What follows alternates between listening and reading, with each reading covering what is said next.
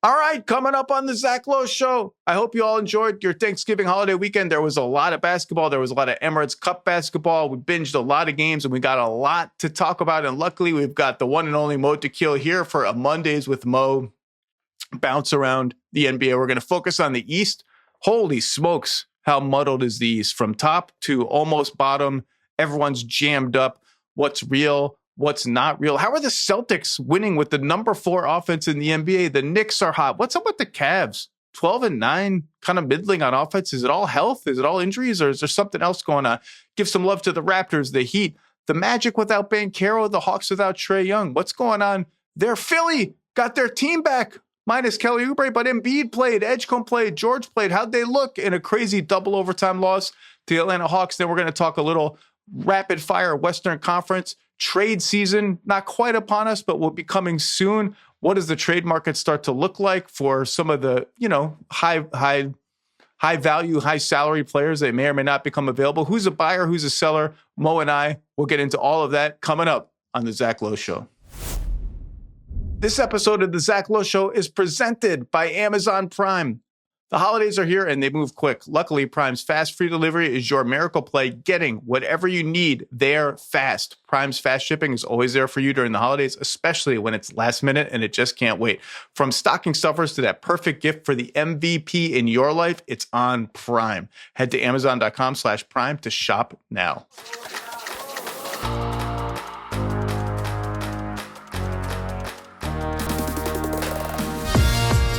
Welcome to the Zach Lowe Show. I hope you all had a great Thanksgiving weekend. Mo Dakhil is here. I like this Mondays with Mo thing we've got going on. We're going to bounce around a lot of teams. Are you ready, Mo? Did you have a good Thanksgiving break? I had a great Thanksgiving break. I got to give a shout out to my wife. She cooked an amazing meal for me, my mother-in-law and herself. And it was topped off, Zach, by my favorite thing that she makes, which is pumpkin pie. And she makes the puree by scratch. Like she gets the pumpkin, does the whole thing, makes the puree by scratch. It's absolutely my favorite thing. And it's like I look at it, I eat the whole meal, which is amazing, and then I just look at the pie. And I'm gonna get the takes here because Thanksgiving Takes is apparently a mandatory podcast segment that I did not do. I don't want to give them any time. I'm just gonna say my takes. Number one, I went to a Friendsgiving on Thursday. The cook, I'll just refer to him as Nathan, went ham instead of turkey. Thumbs up. Didn't want to see a turkey again after having the Thanksgiving ham. Pumpkin pie, I don't get it. I never got it. It's not for me. Number three, I'm going to give a shout out to myself because I make a mean-ass apple crumble, and I made 2 batches over this weekend. Rave reviews. Look out for this guy. Okay. Love it. Mo, I have not done an episode since Wednesday because of the holidays, so that just means I binged a ton of games. A lot of stuff happened. And I want to talk about the East because the East is getting wacky. And I don't even know what to think. I don't even know what I think anymore about the East. We're going to hit some West stuff. But the East right now, Detroit's still in first, had a 2-game losing streak. They rebounded. They're 16-4. After that, there are 3 games total separating the number 2 New York Knicks at 13-6 and the number 9 Philadelphia 76ers, who actually had their whole team minus Kelly Oubre for the first time all season in a double overtime crazy bananas loss to the Atlanta Hawks on Sunday night. And you look at the standings, like Knicks have won 4 in a row. The Heat have been pretty hot. The Hawks are surging. The Magic are 8-2 in their last 10 games. The Celtics, we have to talk about the Celtics, 7-3 in their last 10 games. Toronto on a 2-game losing streak, and yet they're 8-2 in their last 10 games. The Bucks are lurking below all of this at 11th. Just got Giannis back. They were not surprisingly completely helpless and unable to win any games without Giannis, but he is back and they're lurking. The Bulls, in the words of, I think, Dennis Smith, is that the name of the head coach? The Bulls are who we thought they were. Turns out that 6-1's a long time ago. They're 9-10. So the East is getting a little muddled. And so the general framing I would have, and I talked about this on Prime on Friday, is if we fast forward 6 weeks, we came into the season, it was Cleveland and New York, and then a big drop to everyone else. Well, the Knicks are 13-6. They're second. We'll talk about them. Cavs are 7th at 12-9. Injuries have decimated them all season. If we fast forward 6 weeks, Mo, 2 months, whatever it is, do you think the East looks more like Cleveland and New York and everyone else than it does today, that it begins to normalize? Or do you think this is just sort of the state of reality for the rest of the season in the Eastern Conference, that it's more wide open than people thought, and perhaps the most wide open conference in the modern history of the NBA? So I think, if we flash forward, I think it's going to be more of what we have now. I haven't seen enough where we look at Cleveland and say, okay, they're going to be healthy and ready to roll, and they're fully capable of going on a big run. And like you said, there's not a lot of games separating them. But everybody seems to be going on a run right now in the Eastern Conference. Like, everybody you lined up is 8-2, 7-3, and their last 10, like, there's all of these runs there. I think we're going to see this thing be muddled. I think it's great that it is. This is going to be more fun. I don't think the Pistons are going anywhere. So I think they're going to be at worst case scenario a 3 seed. This is being said literally November 30th, or December 1st even. I didn't even know we changed the calendar yet. But it's really early, but I still think they're going to be right in that mix with just the start that they have. And everything we've seen from these teams, for the most part, is sustainable. Like, it's not like I look at these things and go, okay, that's not going to last. That's something that's a blip more than something that they're going to be able to do all season. I think a lot of the stuff we're seeing is sustainable. So I think we're just going to have a muddled Eastern Conference, and I love it because they've become so much more interesting when we're in this scenario than it's just these two top teams. I think when I look at it, it's going to be a fun one right now. I'm with you on Detroit. I actually think their last 3 games, even though they were 1-2, were healthy for them. Tough last second loss to the Celtics. Nip and tuck the entire way in the cup game against the Magic. One of my favorite games of the season. Physical, intense, close the whole time, a lot of back and forth. And then they rebound from their first taste of adversity with a win in Miami on a back-to-back. That's a good set of, like, a tester kind of games for them. I agree with you. I think this is just what the East is going to be. I think it'll probably... The wild card is Cleveland, I think, will get healthy and normalize things a little bit. I just think the standings are going to be like this the entire season, with some teams rising, some teams falling here and there. But I don't see this changing much in the regular season. Let me reframe the question for you. I looked up the FanDuel odds today just because, you like to see what Vegas thinks.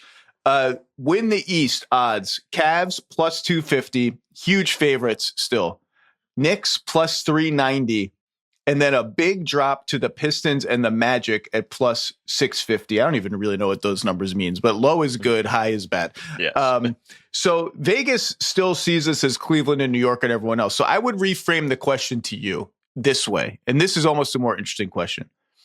If this were like an actual bet you can make, and for all I know it is, would you take one of Cleveland or New York to make the finals? We're not talking about standings and muddled stuff anymore. Would you take one of Knicks Cavs to make the finals, or would you take the field over both of those teams to make the finals? I'm going to take the field. And it isn't a prediction that neither of these teams are going to make it, but if I'm making the bet, I'm going to take the field for a couple of reasons. One, and this is a little bit apart from the takes us a little bit away from the question, but we've had so many surprises in the finals the past few years, and I don't think we're going to really have one in the Western Conference, that if we're going to have a surprise, it's going to come from the Eastern Conference. And it could be a team like Detroit, could be a team, who knows who gets hot at the right time with everything there. So I'm going to take that there. Second, as much as I think once Cleveland gets healthy, they're going to be so much better, I'm not convinced this is a team that can get to the finals. I'm not sold on them right now. I have questions now. I'm almost in alarm mode at this point. I think the Knicks have a better chance than the Cavs. So for me, it's almost more of like Knicks or the field.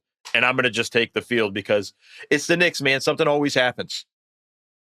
That's the analysis. Sorry, folks. It's not like the most amazing analysis, but it's the Knicks. Something always kind of comes together, and weird forces, and Halliburton's shot hits the back of the rim, pops straight up, waits in the air for 10 seconds, then drops straight down. Like, it's all of those types of things that happen. It seems to always happen to the Knicks in the playoffs. So I did the thing where I made up a question and then I agonized over my own question for way too long. Self-inflicted torture. So here's how I would answer it. I picked the Knicks to make the finals at the start of the season.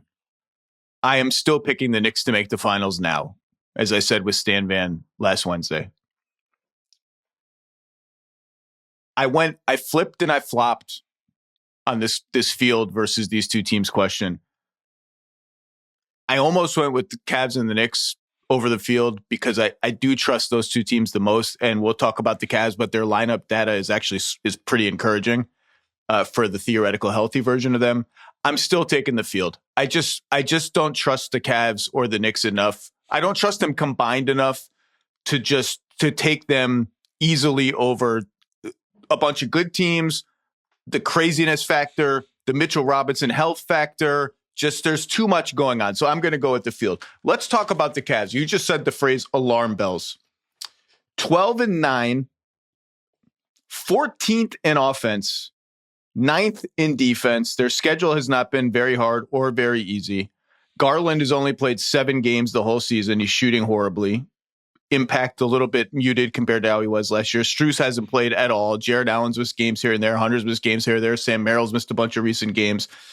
You can just say, well, when they're healthy, we know what this team is. They're the best team because you look at the lineup data and there's not much of it, but Allen and Mobley together, 120 points per 100 possessions, 109 allowed, plus 11. Similar when you throw Mitchell in. So they're 3 best players. Their big 4 has only played 57 minutes together the whole season.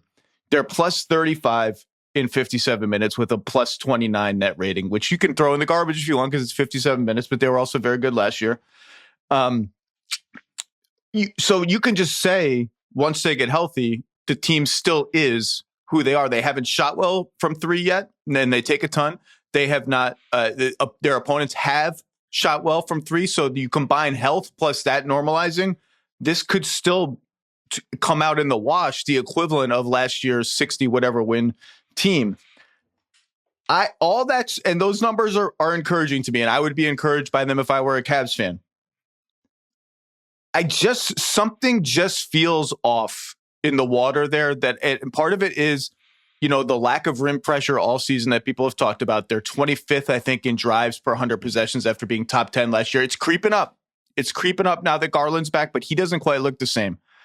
Again, he's still doing with the toe thing. Mobley has been good, but not great. And I was promised great, Mo. I was promised great. The hype machine promised great.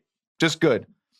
And it just feels like the kind of verve they had last year where the ball would just be flying over. Their passes are actually up. But those sequences last year where the ball would just fly and they would score 15 points in like a minute and 10 seconds, be like, what the hell just happened? It seems like there's a little bit less of that and a little bit more of like, all right, Donovan, we need 40 tonight, man. Just make a bunch of pull-up threes for us to keep us in this game. I'm TBD on them, but I don't love the experience so far. Yeah, I don't love what I'm seeing in general when I'm watching them, in the way that when I see them, it's like you're saying, it does feel like something is missing.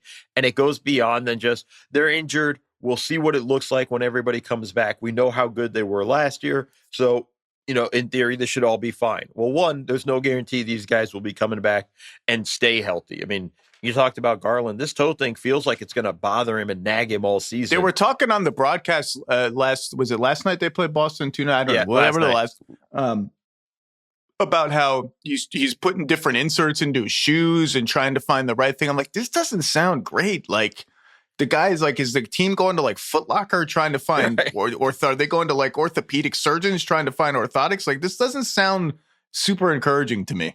No, it's that's what scares me a little bit when we're looking at Garland. It's just like this thing is going to nag him all year. It doesn't feel like, okay, this is just going to get better with time, or if he sits out 2 weeks and rests, he'll be fine and then he'll be ready to go. It feels like this is just going to continue to bother him all year. And you're right, he hasn't looked like he's had the same spark, and I think that's part of the problem for the team. I think the other side of it too is Evan Mobley. Like this is a big one here. First off, I'll say it off the bat, development's not linear. He made a big leap last year, and a lot of it was Kenny Atkinson letting him kind of go and get on a run and get moving and do more with the ball. But this year, it's kind of just, all right, it's exactly what we saw last year, which was great. but not what we're hoping for. Like, if this team's going to take that level and really jump to another notch, he's got to be your second best player.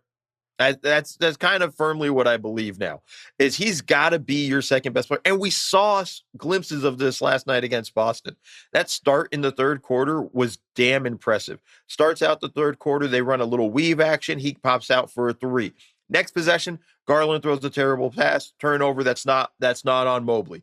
The possession after that, he gets it off a pop, pump fakes on the three, drives down the lane, gets a bucket. Possession after that, gets another three where he pops out, inverted pick and roll with Garland, comes off, they go under, he drills the three. Right off the bat with 8 points, had 15 points in the third quarter. The way he attacked over and over again in that third quarter, and then it disappears. Then it's gone. Nothing in the fourth quarter, 2 attempts, and one of them was, a tip dunk, which, nice, but like, that's all we get. From Mobley. We lose him in that sense. And if this guy's got to be your second best player, which is, if you're going to be that low, that's my belief, you got to keep him involved all the way through. I looked at the numbers. His usage rate from the first quarter through the course of the game. First quarter, about 26% usage rate. After that, it drops to like 22. Then it's 20, and then 20. Like, that's not going to work for you. This guy can really open up your offense in ways that attacks and puts pressure on defenses, and we're just not seeing it from Mobley. So he is their second best player. I think what you're meaning to say, and what I would say, is he's got to be like number one player with Donovan Mitchell, or very close to it. If it's like Mitchell and then a big gap to everyone else on the team, I've seen that formula combined with the health issues that seem to hit this team at the wrong time every year, and I've seen what it does to them in the playoffs. I'm not alarmed. I'm just a little like, something's on this team. The Knicks, but we're just going to bounce around. Well, one quick thing with just Mobley, because this did occur to me on an analogy.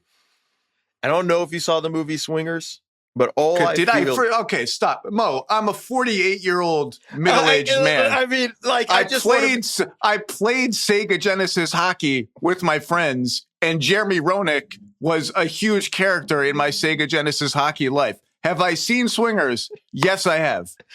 But Mobley is Mikey, and I just feel like everybody else has got to give him that speech at the bar.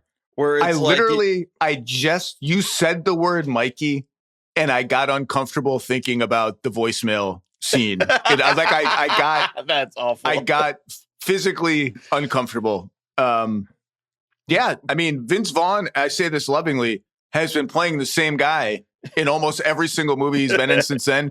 And I don't want anything else. Like, it was cool that you try to be Norman Bates in Psycho remake. Like, I don't need to see that. Just be like the arrogant, jerky guy in every single thing. I'll watch it every time. But he's got to be like, that's Mobley, right? You got these big claws, you got these big teeth, and you're just kind of playing with the bear, like with the bunny. Like, you need to go. I want to see Mobley tear the bunny up. And that's really what I want to see when he's on the court. And I want to see him do it for an entire game. Then I'll start to feel better about the Cavs. The Knicks, my pick to make the finals, trending well, have won 4 straight. Not great competition, and got the Raptors on a back-to-back after an overtime game for the Raptors the night before in Charlotte. By the way, random hot take number 1. I might as well get out on the way now. It's not a hot take.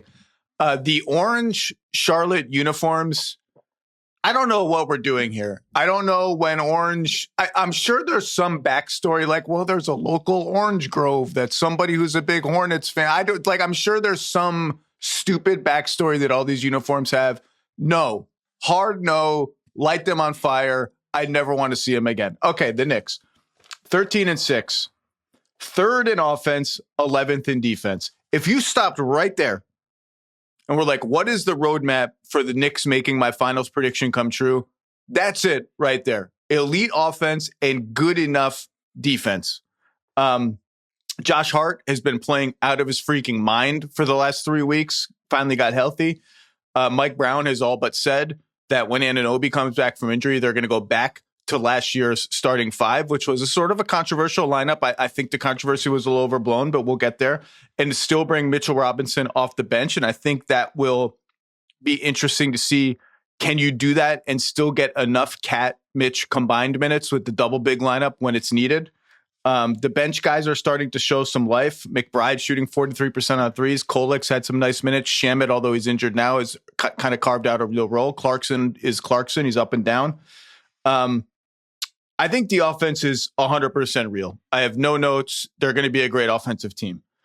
11th in defense is interesting to me. And I want to know how real you think that is after I read you these stats.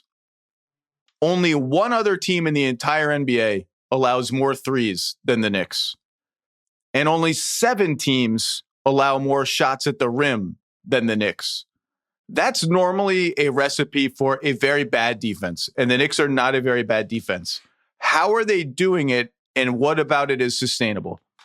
Well, I think to start with, when they're giving up shots at the rim, it's also, most of these are going to be contested, right? You have Mitchell Robinson there, sometimes. Sometimes you got Mitch there. You have guys, when you have OG on the floor, these are going to be tough. It's tough routes to get to the rim and then have to finish that stuff. And I think that's an important distinction there. And I think that's an area where you wish it was a little bit better with, you don't want to give up that many shots, but I think I can live with that if I know, and this is a scary proposition, knowing I'm going to have Robinson around and healthy for most of the season. I can live with that because I got a rim protector that I can trust when we're giving up all of those things. So I think that's something they can kind of live by. And I think when OG comes back, they're going to start to see maybe they do a better job of cutting down on that a bit more. We'll see the defense kind of lock in a little bit better when they have him on the floor. I think the 3-point shooting, the shots they give up scare me because it feels like a lot of them are just kind of open. Right. And it's like over rotations or getting sucked into the paint on those shots that they give up at the rim. And that leads to kickouts or offensive rebounds, skip pass, boom, open 3. Like those are the shots that scare me with this team. And that's the thing. If I'm Mike Brown, I'm probably looking to try. I got to cut down on the attempts somehow. You want them to live in that middle range, right? Or the mid range. Exactly that. Like we want them to play in there. So we got to close out harder at 3. I think that's something that they got to be a little bit more, not just have more awareness, but more urgency we got to cut down on the number of threes that we're giving up and that we're allowing. We got to run guys off the line. One of these has to give. Either we give up more threes, and that means we give up less shots at the rim, or the other way around. But that's where I think at some point they got to make a decision, Zach, and it's got to come down to one of those. And then I think it's more sustainable. I don't think it's sustainable giving up this many threes and this many shots at the rim, even with as good as I think their rim protection can be. I don't think it's going to be sustainable because at a certain point, the dam's going to break. And when it does, you're over. They're giving up so many threes because, and the coaching staff has talked about this publicly, they're prioritizing protecting the paint. I do think baked into that is you just have to allow fewer shots at the paint, even though they're allowing one of the lowest shooting percentages at the rim in the entire league because they have Mitchell Robinson, because they have big wings who will challenge shots at the basket. And Cat is standing around nearby at times. But the eye test says to me, I think in their effort to execute this protect the paint or bust mindset, they're overhelping a little bit from the perimeter, and they're overhelping off of good shooters, and they're overhelping in ways that I don't even consider very useful. So you can find a whole reel of threes against the Knicks this year that are like guy drives into the middle, defender on the strong side wing, so one pass away, just sort of lurches into the paint. Like he's not really helping. He's just kind of reaching. He's not going to stop anyone. He's not doing anything. And then his guy relocates 3 feet and is suddenly wide open. I think they need to sort of be a little bit more controlled and precise with that kind of stuff. Be a little bit more controlled and precise about who gets a flyby closeout and who gets a short closeout. I think that they can control some of that a little bit better. In a way, that's almost encouraging to me. What's also encouraging to me is they're not getting lucky on 3-point shots. Opponents are lighting them up from 3. They have the 4th or 5th highest opponent 3-point field goal percentage in the league. So they're not getting lucky. And they're controlling what they can control pretty well. So second in defensive rebounding, big, strong team. They should be. That's great. Not giving up second chances. 13th in opponent free throw rate. That's pretty good. It's not great, but you're not giving them a lot of extra chances at the rim either. And they're 10th in forcing turnovers, which again, they're not bad at any of those non-shooting things. In fact, they're pretty good at most of them. I'm just interested to see where this goes. But if I were a Knicks fan overall, I'd be pretty encouraged 13-6 with this start, given Anunoby's been out for a while and Mitch is always in and out of the lineup. Offense, I think will be good no matter what. They got to figure out the Towns thing a little bit better. Defense, we know teams are going to go at the Brunson-Towns combination. How do you mitigate that? That's just part of the team. The Zach Lowe Show is brought to you by FanDuel. Hey, Missouri, the wait is finally over. FanDuel Sportsbook is live in the Show Me state. Right now, new customers can bet $5 and get $300 in bonus bets, win or lose. Plus, this week only, every customer gets a no-sweat bet every day. So even if your bet doesn't hit, you'll get the bonus bets back to keep the action going. So download FanDuel today and head to FanDuel.com/low and join the excitement, because Missouri, it's time to play your game with FanDuel. 21 and over and present in Missouri. Gambling problem? Call 1-800-GAMBLER. For new customer offers, their first online real money wager, only $5 deposit required. Bonus issued is non-withdrawable bonus bets that expire 7 days after receipt. For all customer offer, opt-in required each day. Refund issued is a non-withdrawable bonus bets that expire 7 days after receipt. Max refund $20. Restrictions apply, including token expiration. See terms at sportsbook.fanduel.com. This episode is brought to you by Amazon Prime. The holidays move quick, like a fast break down the court. Luckily, Prime's fast, free delivery means everything arrives on time. We use Amazon Prime all the time. We have a kid. Anyone with a kid is using Amazon Prime all the time. Halloween costumes, I'm a last-minute planner. You order a costume, you have no good idea. You need it by October 31st. Otherwise, there's no point. Amazon Prime gets the job done. That's happened for me multiple times, multiple Halloweens. Prime's fast shipping is always there for you during the holidays, especially when it's last minute and just can't wait. Need some holiday magic? It's on Prime. Head to Amazon.com/Prime to shop now. Okay, let's bounce around some other East teams. We have to talk about Philly because they got their team back. Embiid came back last night. Edgecombe had missed a couple games. He came back last night. We finally got McCain is back and playing a little better. Paul George is back. He played last night. We finally got to see a somewhat real Philly team, and they lost a crazy double overtime game to the Atlanta Hawks. The Sixers are 10-9, 16th in offense, 20th in defense. Tyrese Maxey is averaging 32 points and 8 assists a game. And most remarkable of all, has kept his turnovers low. And that's one of the secret sauces of why he's so good. By the way, I saw a lot of Philly fans upset with the Ringer 100 placement of Tyrese Maxey. He was 15th. I'm just throwing it out there. My ballot had him 11th. I'm just throwing it out there. That's how good this guy has been. I don't know, Mo. I don't know. Did you see this game? Yes, I did.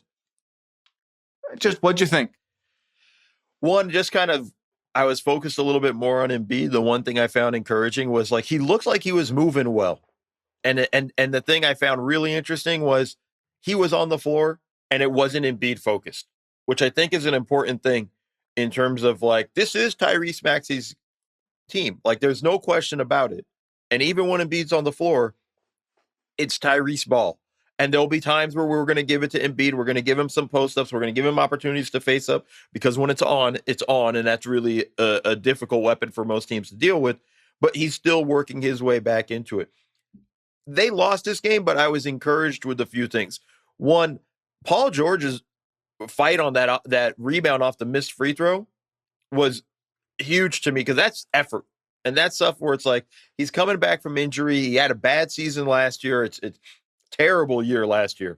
And now you're just seeing effort and fight from him in that sense. He's not fully where he needs to be if this team's going to be jumping in and battling it out in the Eastern Conference, and we're really going to go nuts about them. But there's encouraging signs is what you have. I love Maxey. I love the way VJ Edgecombe started the season. We need to get him. It's going to be a bit of an adjustment for him now, right? Figuring out how to fit in now. There's a lot more guys than when he started the season. It's Embiid. It's George. Grimes is still going to get his touches. You're going to have to figure out where you kind of fit in all of these things. McCain is back and beginning to play well. You got to start finding your way as a rookie and figuring all this stuff out. I just overall like where this squad is heading. And I think if they can just stay healthy, and I know that's the biggest freaking if that's out there, I think by the end of the year, we're going to look at this team and they're going to have kind of a full understanding. Everybody's going to have an understanding of their roles. I think Nick Nurse did a great job with this team. I thought offensively, running a ton of stuff, different things. Iverson actions, a lot of movement, which is something that we haven't seen a lot from the Sixers in the past. And I was really kind of like, this is an offense I think that's going to work for their guards. And I think Embiid's going to find his touches in between in there. And I think this is going to be great for Paul George. We just got to see more of it on the floor and see how it builds out. But I love that everybody's roles are beginning to fall in place. Tough loss last night. Jalen Johnson was incredible. But like, I think that's the starting point. Like right here is we're going to look at this and I see where they're beginning to build. I like what they're doing offensively. I think we're going to be going in a good direction if you're Philly. I got no idea what to think, Mo. I got no idea. I disagree with you about Embiid. I don't think he looked very good. Okay. He doesn't want to move on defense, which is fine. He's a big guy. He wants to be around the rim. Offensively, he looks just okay to me. He's certainly not hungry for like brutalizing physical contact yet, which is he's coming back from injury. He's trying to feel out his body and see what he can handle and what he can't handle. But he's always coming back from injury. Like this is just the permanent state of affairs. We're always going to have this qualifier of, well, he just needs to get his legs under him. He needs to come back from injury. We're going to say the same thing again in a month when he's coming back from another setback of some kind. I don't mean to make light of it. It just is what it is. I don't think he's moving particularly well on either end of the floor. His rebounding numbers are straight up alarming. Like career lows by so much. And it's not as if this is like, well, there are other guys grabbing rebounds on this team because he's boxing out. They're bottom 5 in defensive rebounding. They're a bad rebounding team. Now they are small and they're about to get smaller because they have all their guards healthy. So they're going to play combinations of 3 of these 5 guys and they're all good. And they all should play between Maxey, Grimes, McCain, Edgecombe, and I'm forgetting somebody because that's what happens. And then Paul George at the 4. And that's just what it's small lineups. And Embiid will look better if he plays more. And there's a lot of talent here. All these guards are good. Like like you said, they can move the ball, they can drive, they can attack gaps. They're fast. Maxey is absolutely unbelievable. I just, I don't know. I just don't know what to think anymore. I don't know. And they are over the tax by enough that, you could see Daryl Morey and ownership being like, hey, can we get under this thing without hurting our team? But they do have picks to trade too. I don't know. I just felt like we should talk about them because they actually had their team. By the way, I think Edgecombe is great. I think he has a chance to be a really good defensive guard, like super active, super smart, physical, rotates with urgency, has good hands. I just don't. I'm like a shrug emoji with this team. I don't know. It's tough with just their situation. It's tough to really. They are the team that I felt like going into the season had the wildest variance. Like we had no feel for where they could be. Could be one of the worst teams in the league, or it all plays perfectly. They get all the breaks they need, and they're in the top 3 in the East. See, I don't even think that that's true anymore about the variance. That was a fun thing to say before the season. I said it. Everyone said it. I think what's happening right now is just about what they're going to be. Like, I don't see a world where like, oh, this is a 52-win team anymore. But I don't know. Again, shrug, shoulder shrug. We'll see. Everyone's doing the best they can over there. Let's talk about the team that beat them last night and their division mate, the Orlando Magic. 2 teams who are thriving without foundational players. Let's start with the Hawks. 13-8. I don't even know, where does that place them? In a logjam, but technically 5th in the East. 15th in offense, 11th in defense. Their schedule's been pretty easy. Since Trae Young went out very early in the season, they are 11-5, 11th in offense, 10th in defense, 11th in net rating in that stretch. 11th, 10th, 11th. That's good. It's not gangbusters. It's not great. It's not contender profile, but it's good. Jaylen Johnson, 23, 10, and 7 on elite shooting from all over the floor. Nickeil Alexander-Walker is averaging 20 points per game. That's like double what he usually averages in a season. The ball is absolutely flying, and it's not the raw number of passes that I care about. It's every decision is so fast. Every cut, every random screen, like Dyson Daniels has become one of the best cutters in the entire league. Okay, I'm going to like inverted pick and roll for Jaylen Johnson. Let's see if we get a mismatch. I'm going to roll out of that. I'm going to cut over here. Everything is like so fast that, yeah, they don't have a traditional sort of like number one ball handling option anymore. But the collective speed at which they're making decisions kind of compensates for that and opens up all these cracks in the defense that they just exploit. I love the way they're playing.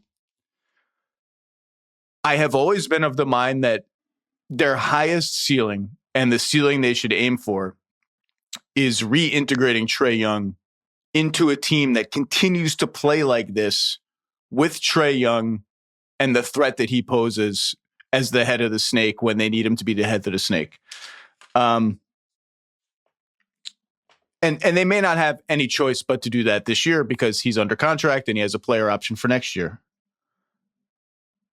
I will say, Mo, I'm beginning to reconsider the Hawks should extend Trae Young on a fair, and I remember pitching like 4 years, 190 or something extension, because this looks pretty real to me, what's happening here. Defensively, we knew they'd be better without him. Offensively, 11th in a 20-game span almost without him is super encouraging. It looks real. I think it'd be harder in the playoffs against playoff defenses without an A+ number one option, but Jaylen Johnson is getting somewhere close to that. And B, I said before, this 11-5 stretch with these net ratings and all that, good, but not great. But that's all they've ever been with Trae Young to begin with. And I'm starting to look at this stretch and recalibrating my thinking into not necessarily like I'm going to shop Trae Young and try to move him and whatever, but just like imagining what my team could look like if I took that $50 million salary slot and it was suddenly $0, whether he opts out, I don't think he's going to, whether he's off the books in 2 years. What could I do with that combined with the pick I have coming from New Orleans, my own draft assets? Like, how could I reorient this team? I'm starting to trend more that way. That doesn't mean better without Trae. It just means maybe I'm recalibrating my team. I haven't made a final decision, Mo, but I'm recalibrating. It's different without Trae is the way I would say it, right? And I think what you're talking about when you talk about the offense, that's Quinn Snyder's offense. That's what he wanted in Utah, right? And then when they got Donovan Mitchell, eventually it became more slow down and more pick and roll and ISO heavy. This is the offense I feel like Quinn has been wanting to coach and run for an incredibly amount of time. All the thing, quick decision making, 0.5 seconds. Remember all that stuff that they were always talking about in Utah about being quick and making the decisions. We're seeing it come to fruition with this Hawks team in this way. And then this is a Jaylen Johnson leap. You know, he started it last year, got hurt, missed a whole bunch of time. It just never panned out. We're beginning to see that now where I don't think he's a number one guy, but he's making that leap of like, yeah, I can help carry a team for a good run. We need one more guy to help stir the drink. And I think that's going to be extremely important for them.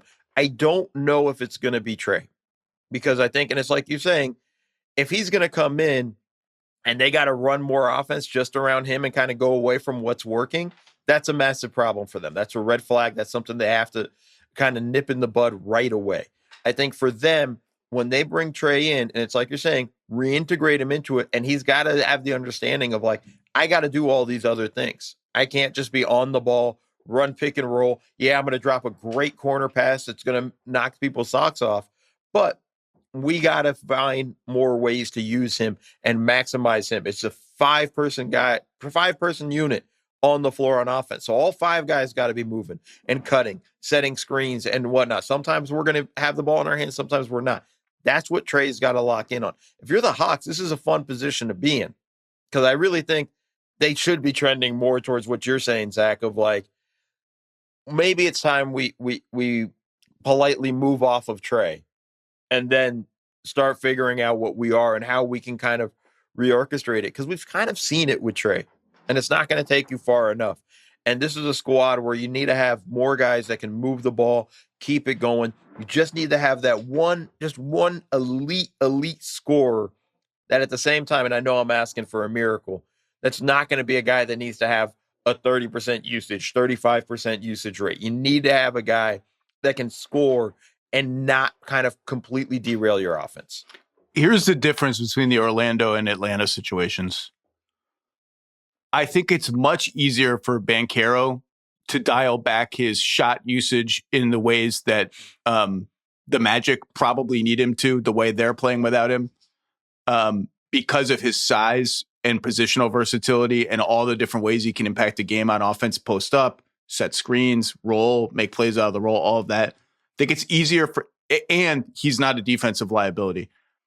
I think it's much harder for Trae Young because no matter how much he tries to diversify his game on offense, and he has, I've ad nauseum said this stat that he set more ball screens last season than he had in his entire career combined. Low bar, but he did it. I just think I don't know what the ceiling on that is. I don't know that he's ever going to commit to I'll average 19 a game and run around and do all these other things. And it's just not possible for him to be anything but a defensive liability. There's no chance of that.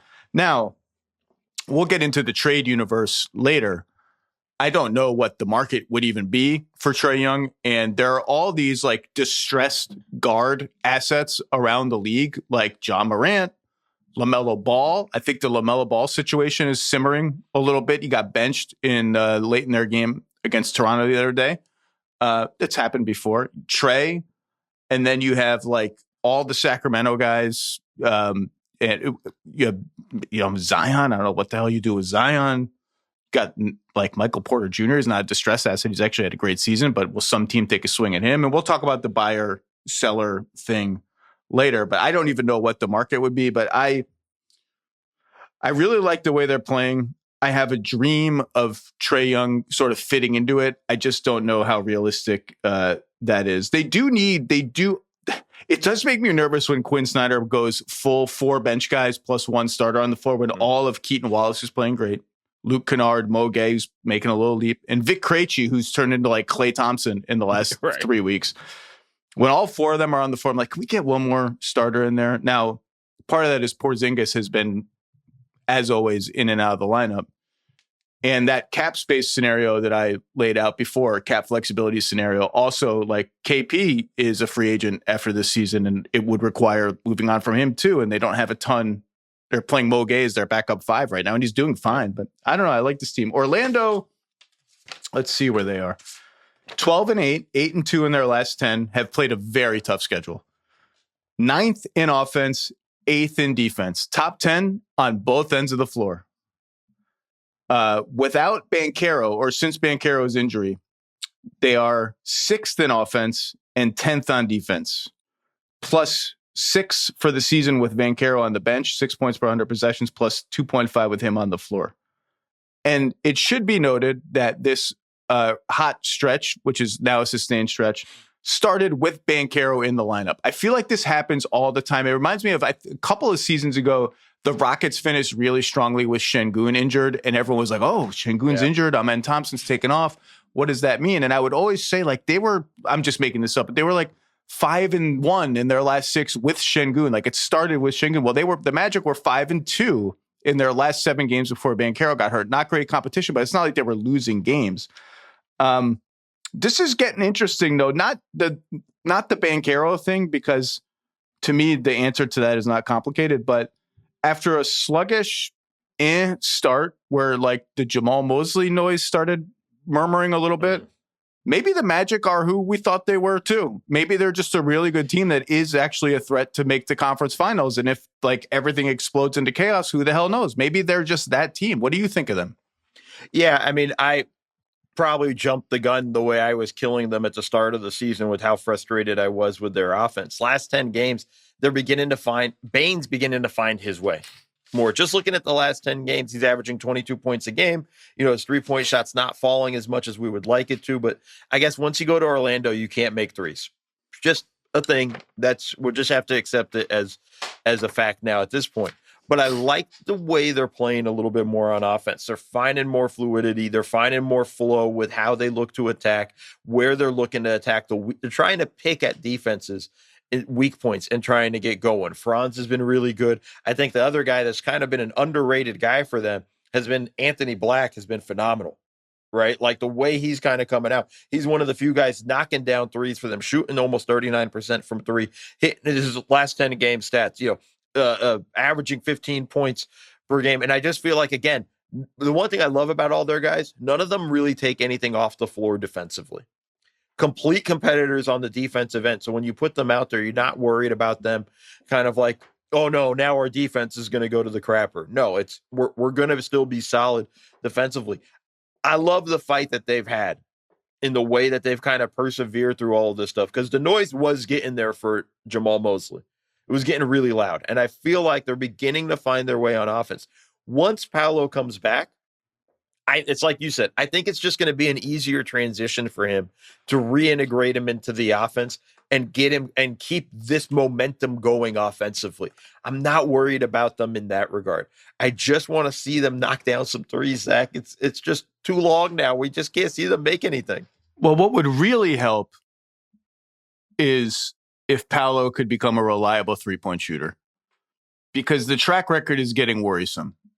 Career 31.7% and about there every season. 30% as a rookie, 34%, 32%, 25% so far this year. They're starting Tristan da Silva in his place. I think Tristan Silva is a really nice all-around sort of Swiss Army knife as a role player. The lineups really sing when they take da Silva off the floor and put another guard on the floor. So 3 guards plus Franz Wagner at the floor, plus a center. You feel both the speed, but that like the elbow area is much less occupied and much less cluttered, and everybody has more space to attack. And that is the part of the paint, that part of the court where Paolo really lives. And Franz lives there a lot too. And it just becomes a little clunky, and they've done well with that space being blown open a little bit. And I'm curious to see sort of how Paolo fits into that, because he's still going to be the focal point. He's still the best offensive. Well, he's still the best player on the team, probably, although Franz is nipping it. And the other thing that should be mentioned to Paolo's credit, I said this before, is Suggs is playing awesome on both ends of the floor. On both ends of the floor, he's making his threes. He's running a little more pick and roll. He's ISOing now and then and making pull-up threes. He really appears to be the skeleton key that unlocks the best version of this team. And because his injuries at the beginning and Paolo's injuries now did not overlap, like they've barely seen the floor together.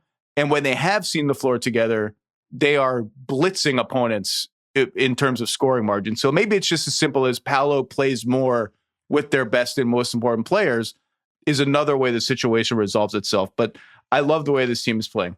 One more team that we have to hit before we move on out of this chaos of the East. And Toronto, Detroit, Miami. I've hit you all your teams hard in the past. Great stuff, everybody. Wonderful. Enjoy it. Boston is just way better than I thought they would be. I took the under on them. I don't remember where it was. It was around 500. May still get there. They're only 11-9. They've played an average schedule all the way around. 10 home games, 10 road games, average schedule. The thing that is absolutely crazy to me is if you told me 20 games into the season, they would be the number 4 offense in the NBA, despite Derek White not shooting great, Peyton Pritchard not shooting great for the first 10, 12 games of the season. He's starting to normalize. He had 40-something last night against Cleveland. I would have been like, that's insane. 4th in offense. 4th? They're 4th in offense, Mo. It's like, and we know how they're doing it. They take a whole ton of threes. They're 4th in 3-point rate. They do not turn the ball over. They are first with a bullet in lowest turnover rate in the league. And Jaylen Brown, I mean, the mid-range game right now is absolutely on lock. 52% of his shots have come from the mid-range this year. That's by far a career high.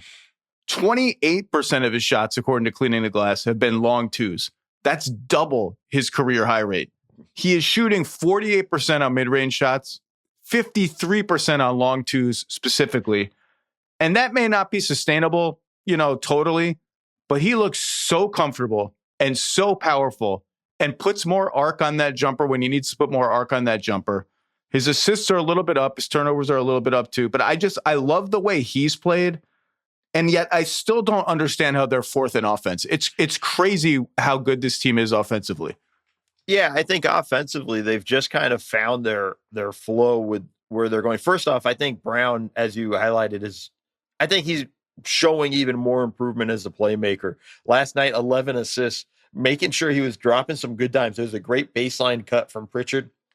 Brown's about to go into his mid-range shot, finds him right underneath the rim. It was a critical possession late in the fourth quarter where he does that. And it's just being more comfortable and trusting his teammates and understanding, too, that, like, yo, I got to be the guy that kind of creates for everybody else. But then the ball kind of does a good job moving. I mean, when Pritchard goes off the way he did last night, it's just going to be extremely difficult to deal with.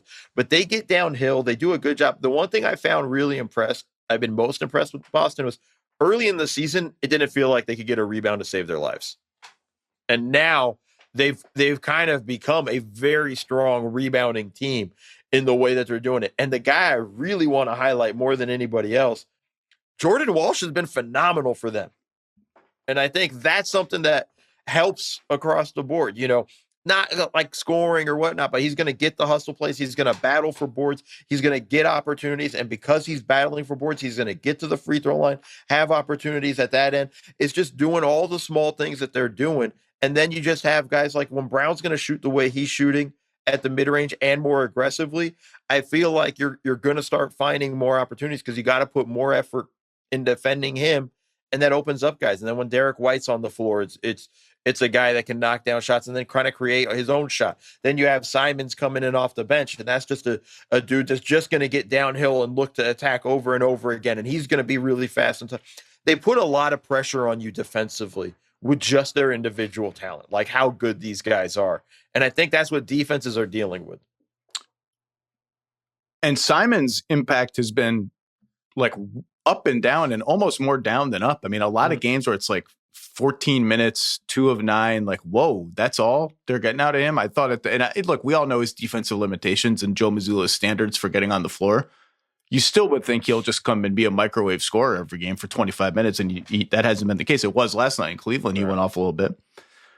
Minot has given them good minutes. Baylor Shireman has cracked the rotation again and has been pretty good. And you mentioned Walsh, like a 37% on threes, wide open, but he's making enough of them to be playable and defending the best perimeter guy on the other team every game. Massively valuable player. And they won last night without Queta, and Queta's been incredible for them.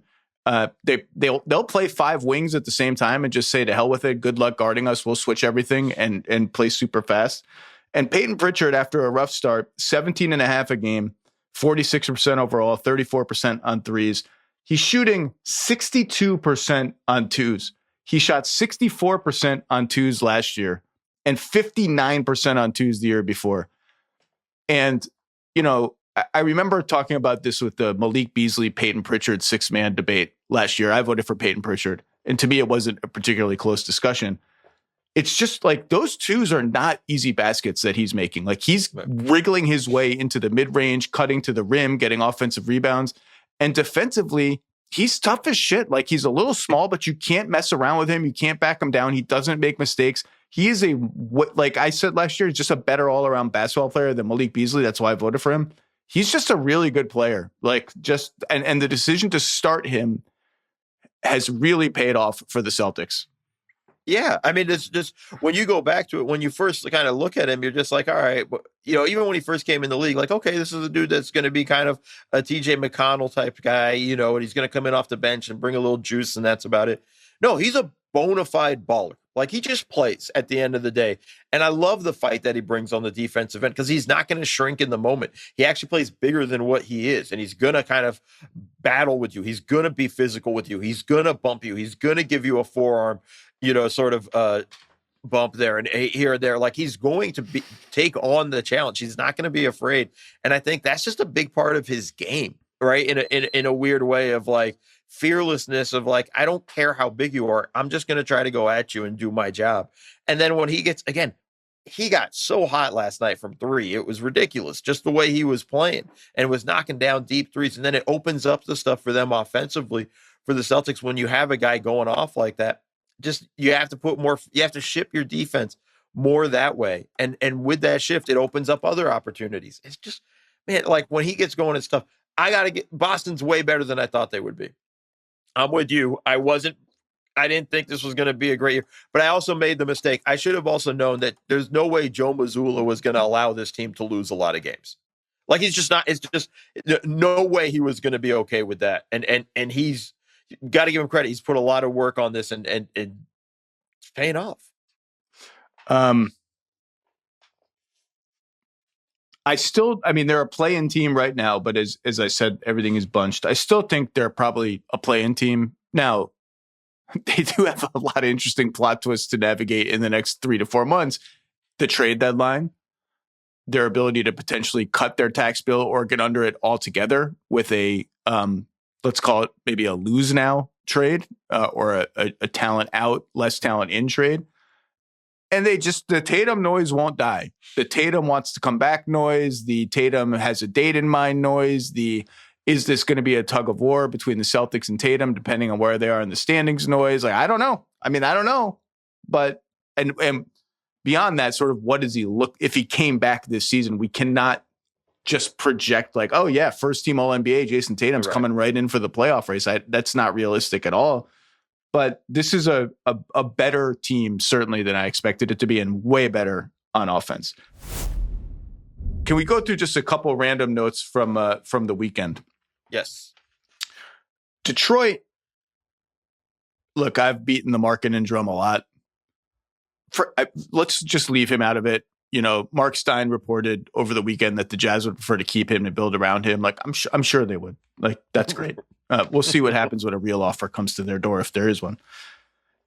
Markkanen aside, Detroit does feel a little bit ripe for a consolidation trade. They go 11 deep in actual rotation guys before you get to Paul Reed or Marcus Sasser, who's been hurt, or Chaz Lanier, who's given them good minutes. Like 11 legit guys who have earned time. And you can already see JB Bickerstaff now that Ivy's back and Harris is back, being like, man, how do I get Dennis Jenkins into here? Like, oh, Javonte Green, I kind of forgot about him. But is Ron Holland our backup power forward?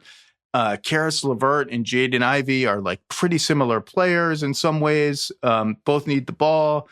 Ivy's minutes have been kind of limited the past few games. And it just feels like something is potentially, it's ripe for something. But again, maybe as Simmons talked about last week when we did a pod together, like standing pat, perfectly defensible, maybe the absolute right thing to do.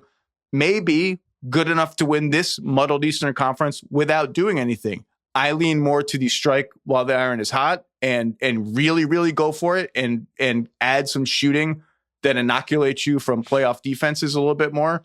But that perfect player may not be there. But I'm monitoring the minutes distribution, Mo. That's all. Yeah, it's tough, right? Like this is a tough situation when you're a coach and you have a lot of talent, and it's not just that you have to manage these guys in the locker room as well and keep them engaged. And how do you keep them going in terms of doing that stuff? To your point, though, of like, do you strike when the iron's hot or do you stand pat? I think we've seen over the past few seasons that if you just assume we'll be better next year, it doesn't always work out that way, right? And try to kick the cans. Like there's certain situations where that makes sense. But at a certain point, you have to recognize when it's your window or when it's an opportunity, you got to go for it. The other side of it is the trade actually has to be there. You don't just make the consolidation trade to make the trade because we have too many guys and too many minutes and not enough minutes and got to figure this stuff out. You don't want to kind of just make a throwaway trade and then it ends up hurting you in this stuff. It's a great problem to have if you're JB Bickerstaff, right? Oh no, I have too many good players. How am I going to find all these minutes? Like we know there are quite a few teams that would love to have this problem. I think over time, we're going to see this kind of settle out, and he's going to have to kind of stick to a rotation. 11 deep's too much, maybe during the season you can get away with it. But once you get to the playoffs, we know your rotation's trim and you need to kind of start preparing guys for their roles now. I think it'll be interesting to see, like, the first half of the season to me, Zach, is always experiment, figure out what we have, what rotations, whatnot. Second half of the season, everything has to be dialed in by then. And you have to be ready to roll because now you got to go to work. I mean, it's nice if you can win games early on like the Pistons have, but you need to have your rotations and have a full understanding, and the players need to understand their roles by maximum halfway through the season. And I think it's really important at this point. Now with Ivy coming in, what is Ivy? They got to figure out what lineups does he work with? What lineups doesn't he work with? What pairings work for him and don't? It's going to be really important to figure that stuff out. And if the answer is he's just not going to fit, then you start to say, okay, well, this might be something where maybe we can use him, Tobias Harris, and then if there's something out there, we can make a trade. Other random weekend observations. I've talked a lot about the Lakers. I don't want to talk about them too much. But does it seem to you like Luka is whining to the refs less this year? Little bit. I've kind of noticed it a little bit where it's that stuff. It also looks like he's just goofing off a little bit more. Like they had a fun little thing with Austin Reeves at the, in between quarters and stuff like that. And so it looks like he's almost kind of a little lighter as a personality. Well, he is literally lighter. Yeah. But I feel like he's a little bit more playful, I should say, than we've seen in the past. And I think maybe that's why we're also not seeing him bark at the refs as much.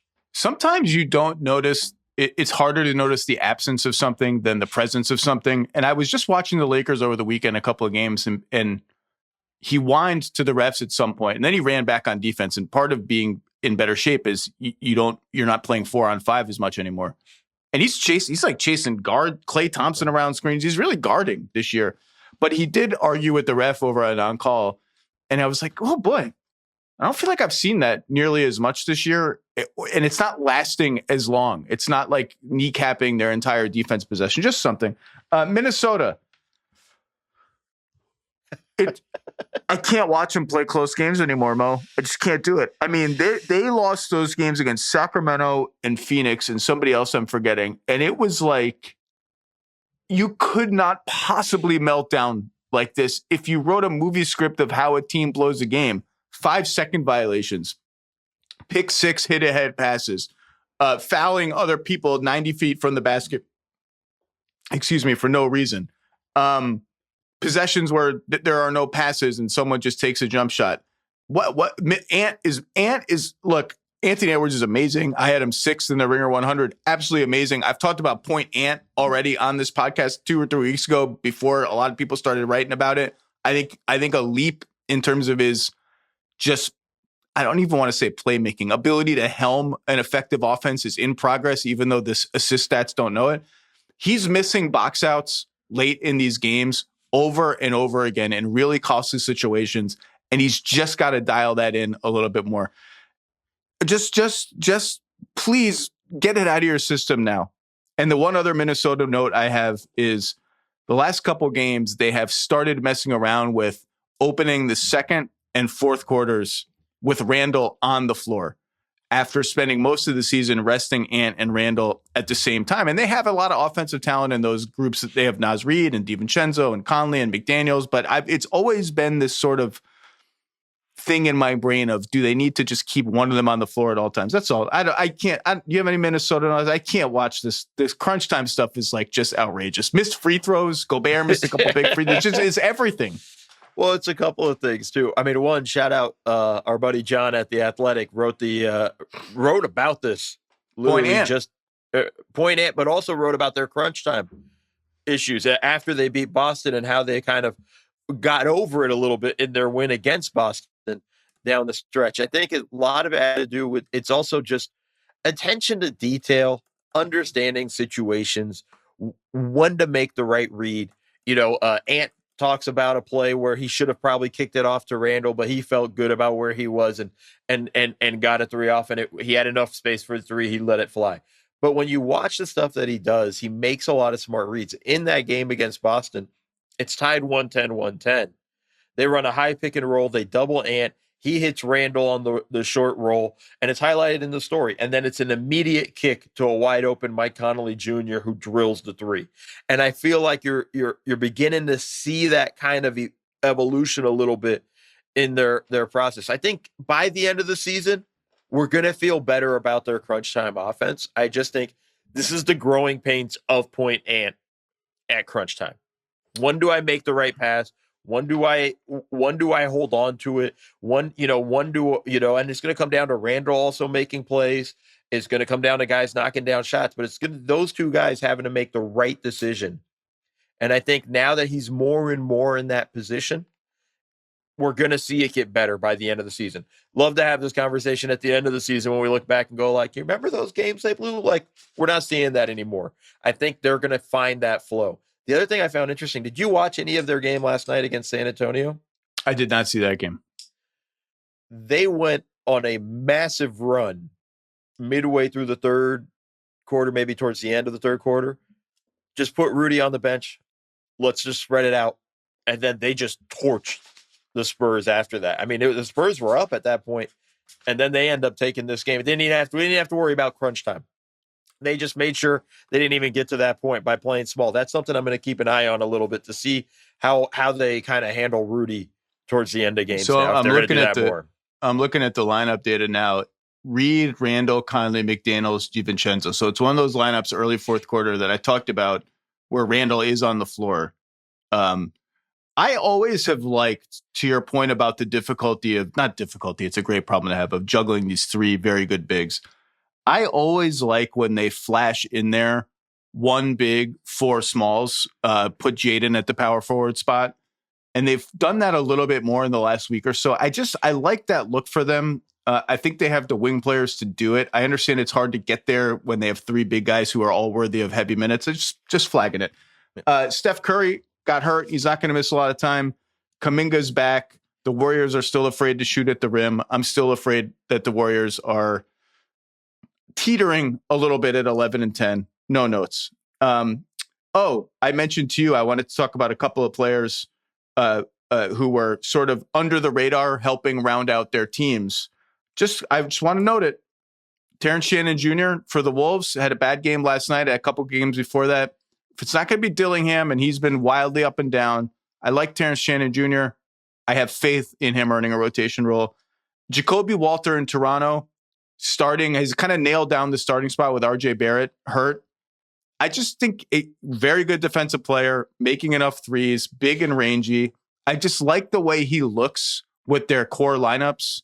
And I'm interested to see his role when Barrett comes back. But he's leapfrogged Grady Dick. He's leapfrogged Agbaji as sort of like the best fitting of those two guards. And I'm just monitoring it. That's all, Mo.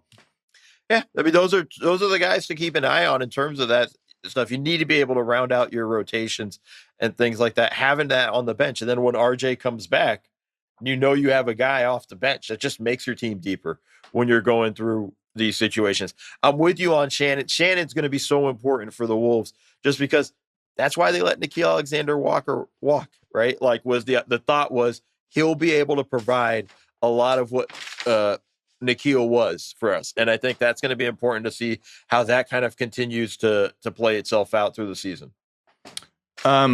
Zach Edey has joined the party with some absolutely monstrous games for the Memphis Grizzlies, who are starting Vince Williams Jr. at point guard in John Morant's place. The Grizzlies are part of what I have started calling in my own notes, the Western Conference pentagram of hell, which is the five teams who are designed to win now and all facing various degrees of catastrophe. And ironically, the Grizzlies are in that group. And ironically, every single win in their current 5-1 stretch has come against other points of the pentagram. They beat the Kings twice, including once by 41 points. They beat the Clippers once, and boy, do the Clippers stink. Oh. And they beat the Pelicans and the Mavericks once apiece. That's the circle of hell of five teams, which brings me to, and Zach Edey's looks great, and I can't wait to see how it all looks. And the Grizzlies have played themselves into the play-in tournament at 9th. And that brings me to the end of this. By the way, a couple of Clippers notes. -9 total points, so not bad with Kawhi and Harden on the floor, but that's a bad sign. Kawhi, has it felt to you like you look at the numbers like, yeah, it looks like Kawhi Leonard, and there'll be some mid-range jumpers and a defensive highlight where you're like, that's Kawhi Leonard. But you get to the end of these games, and maybe you're just projecting the feeling of a loss onto everything. But I don't get out of these Clippers games feeling like, man, that was a dominant performance. Like Kawhi Leonard asserted his will on that game and bent it to his will. And I think part of it, very simply, Mo, 10% of his shots are coming at the basket this season. That is like alarmingly low for any kind of wing player, let alone one of his power. And you're going to tell me like, yeah, that's Kawhi. His game is, mid-range and shooting threes, and he does all that stuff well. This is a guy who would get to the rim at a reasonable rate. And that is a marker of, I'm just going to bring it up now. Last year, it was 20% of his shots at the rim, 22%, 25%, 30%, like normal-ish numbers, still below average for his position, but normal. 10% is like, whoa, what's happening here? And that's a marker of, obviously he's been in and out of the lineup, just missed a bunch of games with foot and ankle stuff. Is it health? Is it age? Is it just he's not feeling it? But that's a stat I'm going to now be checking every week or two. Yeah, you have to keep an eye on it. And because also the aspect of it is when you attack the rim, that also opens up your mid-range game, makes you difficult to guard a little bit. They got to be worried about that. They got to worry about you attacking again when you're at the 3-point line and things like that. If his percentage is dropped drastically, and that's a drastic drop, and maybe it gets better, maybe it doesn't. My feeling is I won't be surprised if we don't see that improve much this year. And I think that's going to be a big thing with what we have going forward with him is just him with all the injuries and everything. Maybe he's going to be a little bit more reluctant to attack the rim. It's also a little bit more crowded down there, it feels like, depending who he's on the floor with. So he's not as inclined to get in that paint and do that battle. But that's going to be a big one to watch for because the Clippers are a complete shit show. Like it's a disaster when you watch them. The defense is terrible. Turn the rock over and over again. Like it's pretty frustrating to kind of watch this team because we saw what we saw last year and thought they'd be at least on that level this year. And it's like they've just completely given up here at this point. Like let go of the rope and let's see what happens. And it's pretty frustrating. You can watch it. You see Ty looks extremely frustrated on the bench. And that's a dude that doesn't usually show a lot of emotions, but you can kind of sense it from them. It's just not fun times right now in the Intuit Dome. This is not reporting anything, aggregators, whoever. This is just me saying something that is in my brain.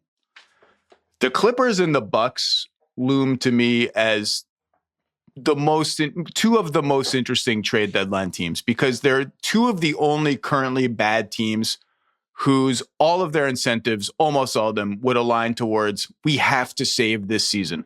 The Clippers, because they are beyond pot committed to this aging, expensive core, and they don't control their own draft pick, and they have an owner who wants to watch wins and nothing else. The Bucks, because of Giannis. They both have sort of recollected some draft picks that are available to trade. The Clippers can trade draft picks until they can't. And I'm not sure what will happen with this whole Kawhi thing, but they have draft picks to trade. And that's what makes the trade deadline stuff as it comes into focus very interesting. There are sellers, like even in the play-in world, there are sellers. There are obviously bad teams who would like to trade players for draft picks. There are three major issues, though, here. Number one, some of the sellers just don't have anybody that teams want to trade real stuff for. I would put Washington and Charlotte in that bucket. I don't think the Wizards are getting like real stuff for Chris Middleton or CJ McCollum, or the Hornets for Grant Williams, who hasn't played, Josh Green, who hasn't played, Colin Sexton, who's been okay, but like these are not game-changing kind of deals. Then you have sellers who don't have their own pick. And so you wonder how incentivized is a team like New Orleans to sniff around the Zion Williamson trade market when they don't control their own pick. How incentivized is a team like the Clippers, you could argue, should actually be sellers. Like, would they actually cross the Rubicon with Harden and Kawhi? Would anyone touch Kawhi with a 15-foot pole when Uncle Dennis is attached too? The Grizzlies with John Morant, but they've played their way into the play-in tournament. The Grizzlies control their own pick. I shouldn't lump them in there. And then you have a third category of sellers who do have players that people might want, who do control their own pick, but also might look at the standings currently and look at the recent history of the lottery and be like, we're actually kind of cool trying to compete. Like I could see Dallas saying, if we don't have a great market for Anthony Davis, or maybe we don't even want to trade him, we want to keep him, we're 6-15. We're not going to catch Brooklyn and Washington and maybe Indiana and maybe New Orleans in the tank standings, no matter what we do. And our chances are pretty good at moving up in the draft if we're 8th or 9th in the lottery. Maybe we'll do nothing. I think they fall into that category. Some of these other teams too do as well. And, but that's why I look at Milwaukee and the Clippers as super interesting. Are they willing to take a flyer on a longer term expensive contract to help them win? Now, like if I'm Brooklyn, I don't.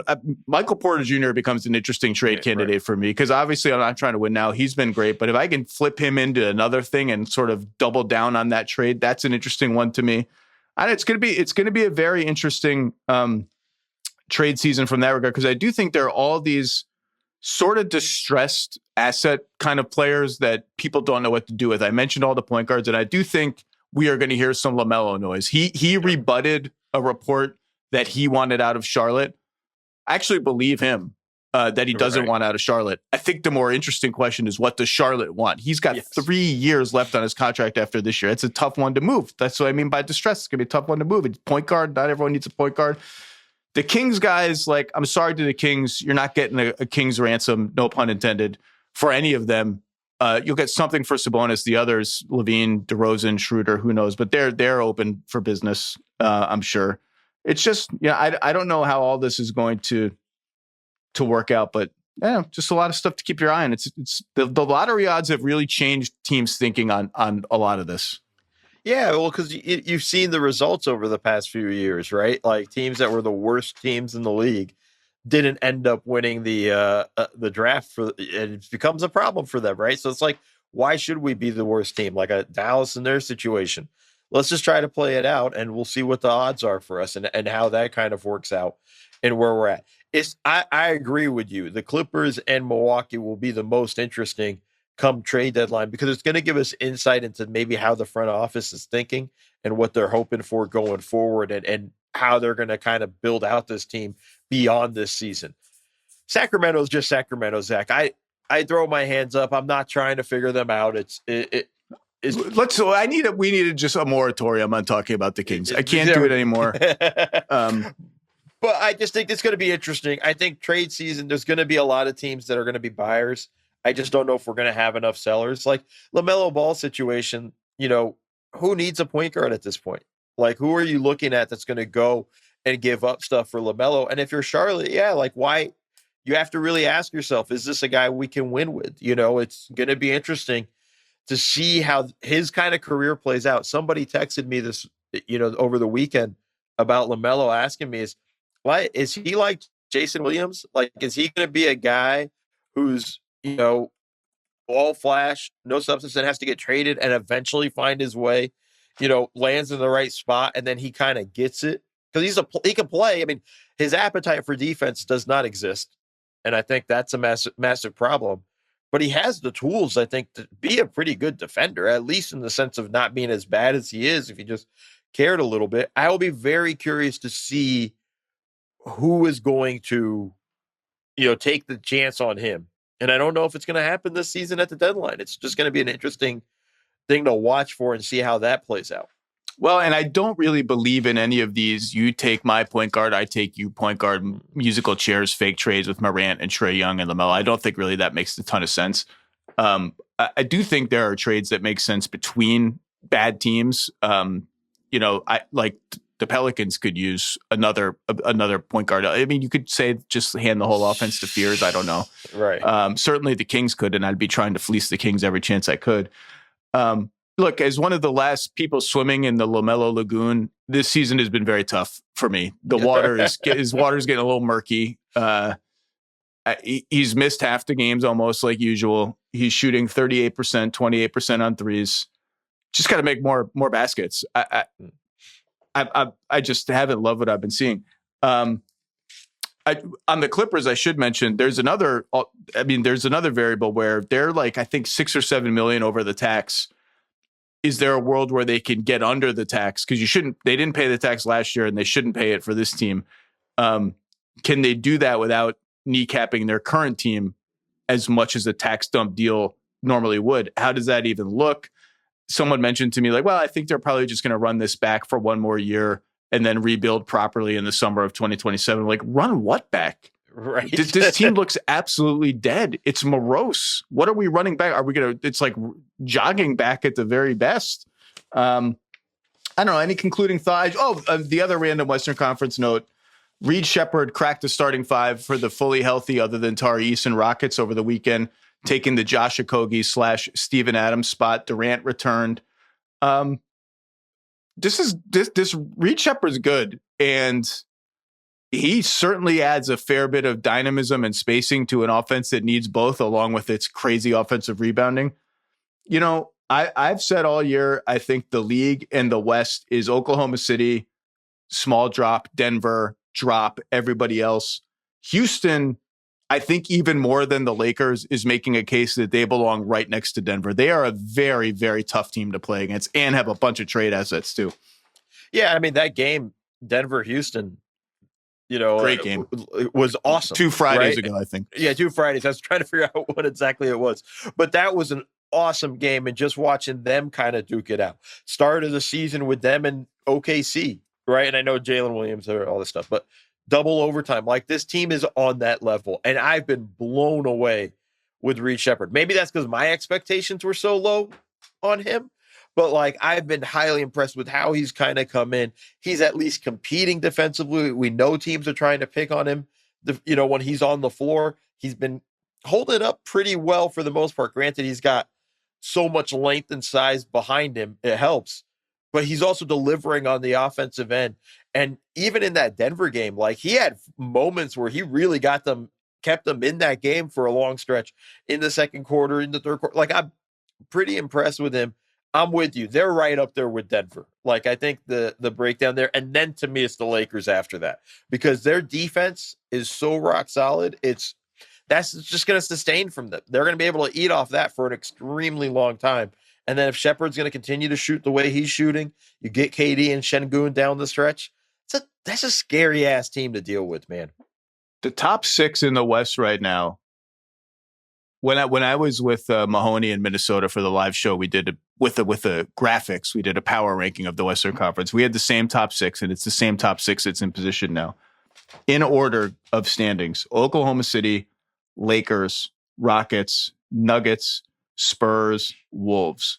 So the first round, the 2 set series would be 3 Rockets versus 6 Wolves. And the Wolves are always sort of cast aside in these discussions. The Wolves have made the last 2 conference finals. Yeah. If they can figure out this crunch time shit and get anything out of their young guys, like, they can beat they go toe-to-toe with Denver. Like, they could beat the Rockets in a playoff series. They could definitely beat the Spurs. They could definitely have beat the Lakers, as amazing as the Lakers were. Oh, and by the way, another top 100 thing. I saw some angst on Lakers Twitter about where Reeves ranked in the top 100. I think he was 32nd in the Ringer 100. I had him 21st. Direct the angst elsewhere. But so the first round matchups would be Nuggets, Spurs in a 4-5 matchup of Jokic, Wembanyama, and Rockets, Wolves in a 3-6 matchup. And then, Thunder, Lakers at 1 and 2 play whoever gets in. The Thunder just don't lose anymore. Another thing I'm going to be monitoring all year, Mo, and maybe I'm overdoing it with this. Maybe I'm placing too much importance on it. But right now, at this very moment, with the Nuggets missing 2 of their 5 starters, the Nuggets are 4th and the Thunder are 1st. And if I'm every other team in the West, I'm hoping like hell that stays into the playoffs. So I don't have to face both of them to get out of the West. They have to face each other theoretically in the second round. It seemed far-fetched when Denver was lighting the world on fire and winning every game. It seemed like they were going to lock in at 1 and 2. Maybe they will. Right now, they're not. I think the funnier side of it too is both, I think OKC and Denver at the same time are just like, come on, man, we don't want to face each other in the second round. Like, I think that's kind of, that plays perfectly for Houston, right? Of all the teams, I feel like that plays perfectly for them. That's going to be something that everybody's going to be monitoring as we get closer to worrying about playoff seeding and things like that. I think Denver is going to be fine. I think once they get healthy, they'll get back to where they're at, and they're getting great minutes from guys right now, like valuable development. We're going to need you in the playoffs to play like this minutes right now. And I think that's going to be really kind of a big thing that pays off for them once they get to the playoffs. Mo Dakhil, what do we need to promote this week? Let's see. I have Double Dribble podcast with my buddy Jared Dubin. That's an independent podcast between Jared and I. Please support us. Check us out there. It's on everywhere you get podcasts. We usually record on Wednesdays and then get it out to everybody.